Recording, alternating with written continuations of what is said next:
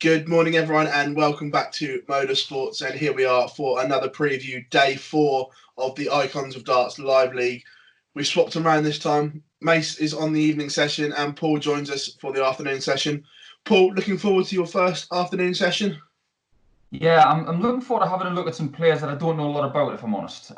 Justin Smith, I don't know a lot about. Keelan Keeling, I've watched, played some, England youth internationals and some JDC stuff. So I'm looking forward to looking at how their games have progressed through the early part of 2020.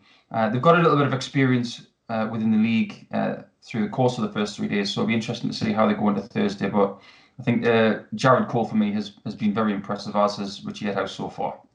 Yeah, no, agreed. Those two have. But when he plays well, is this league all about Aaron Monk? Because we've seen when he's on it, he is the class act in the field. I think from an experience perspective, he knows what he's doing in the Icons League. He's played in it for the last couple of weeks. But you're absolutely right. When he is on it, he is very, very hard to dispose of. We've seen it with the 9, which, what we tend to get from Aaron are flashes of brilliance. And we've been screaming for consistency over the last, maybe 8, 9 years. And he's still searching for it. I think with Aaron, it's not a talent thing. It's a frustration thing sometimes. He gets too frustrated with himself too quickly. And if he can control this, I see him being back on tour sooner rather than later. And if he can control it within this league, then he is definitely the force to be reckoned with. A bit like a couple of weeks ago when Jason Askew came out of the pack. Justin Smith's done the same in this one. I'm going to put my hands up going into it. I didn't know a lot about him, but he's really impressed me.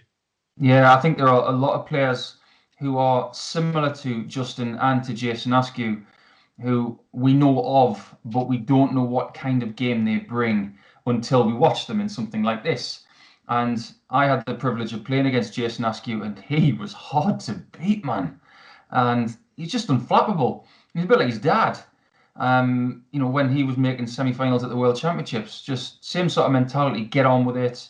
Don't feed your opponent any sort of emotion, and just that thing of being hard to beat is the best compliment I can give those two guys. I know a little bit more about Jason than I do about Justin, but after today, I'm sure I'll get a little bit more information about him. Again, first game up as well is an absolute mouth-watering affair. It is Richie White against Justin Smith. Two that I say really impressed, and Richie especially when he's on, he is very much on. But there's no real middle ground, is it? It's either one or the other at the moment. That's what you're going to get with Richie because his action there's a lot of space in it. So what you won't see on the camera is the fact that his arm comes all the way forward and all the way back before the actual dart is propelled forward. Very similar to Andy Hamilton, but I think Andy's was a bit more measured. It's just the way Richie throws, but it's a very organic feel type throw, and he is a confidence player. Let's make no bones about it. The guy has come through Q School a couple of times, and he had a sensational challenge to a season last year, and he had a great Pro Tour season on the back of a great challenge to a start. So when he gets confident, he is very, very good. But in a similar vein to Aaron Monk, maybe when he gets a bit down on himself, it's possible that he can beat himself up too much. But if you can get a good start today, there's no reason why you can't get 4 wins out of 4. Halfway through the week, is this the pivotal day for the overall title? Because obviously, from experience that a good run here propels you into the last 2 days, but a bad day here, then you're chasing yourself the last 2 days. Yeah, you've got to be in position on Friday. So this is the equivalent of day 3 in a golf tournament. It's moving day. You've got to have a strong day if you are looking to win this league. And if you have one poor day where you only pick up 2 points or maybe even 0, then that's it. You're done. You're playing catch up after that. You want to find yourself in the top 2 on the Thursday and then maintain the option and the opportunity of getting that top spot come Saturday afternoon. So it's up to these guys to perform this afternoon and give themselves that chance. Knowing you, I'm sure you've scoured across the fixtures. Who do you fancy for your 10p's worth on the daily title today? Well, you asked me this yesterday, and I got it dramatically wrong when I said that McKinstry would have a big day, and he ended up bottom of the table with no points. So don't take this as gospel truth, but I think Aaron is due for a big day. He only played once yesterday in a catch-up match, and he was defeated 5-4. So maybe he'll have the bit between his teeth today, Aaron Monk, and he could be the form horse. But don't be surprised if he finishes bottom, considering my tipping skills from 24 hours ago. And again, just looking through the fixtures, is there one that really jumps out on you that you're looking forward to commentating on today?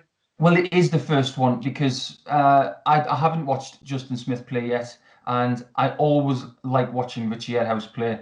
I remember a Euro Tour game he played against Adrian Lewis last year, and he popped out one of the best finishes of the entire season when it was 5 each with Adrian Lewis. He chipped the 160. So these are the kind of things that you get from Richie White when he is a confident player.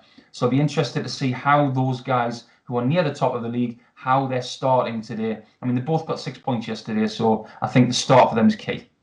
One we haven't really spoken about is young man Keelan Keeling, that's quietly gone about his business as well, that he's not set the blockbuster averages or blockbuster performances, but he's just been in and around and a bit of a pest all the time to the better players.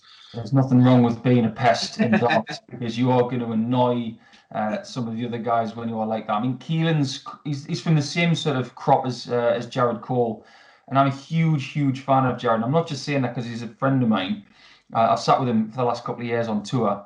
I've got to know him quite well. He's such a lovely, level-headed kid, but I get the feeling Keelan's the same. Coming from the JDC, they've been schooled in the same sort of way, and I think when you look at the progression of Keelan, you look at someone like Jared and see where he could be in the next couple of years.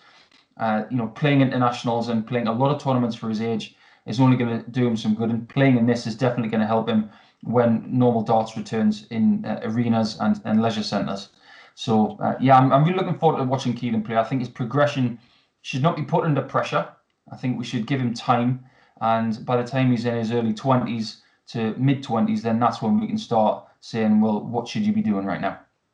So the asset has tipped Richie White to have a good day, Aaron Monk to have a good day. I can't wait, Paul. It looks like an absolute fabulous afternoon session.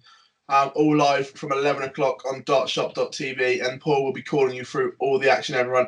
Remember, give us a follow on social media, whether that be Facebook, Twitter, Instagram, or subscribe to our YouTube channel. But just over 2 hours to go till showtime, and we have it all covered for you here at MODUS Sports.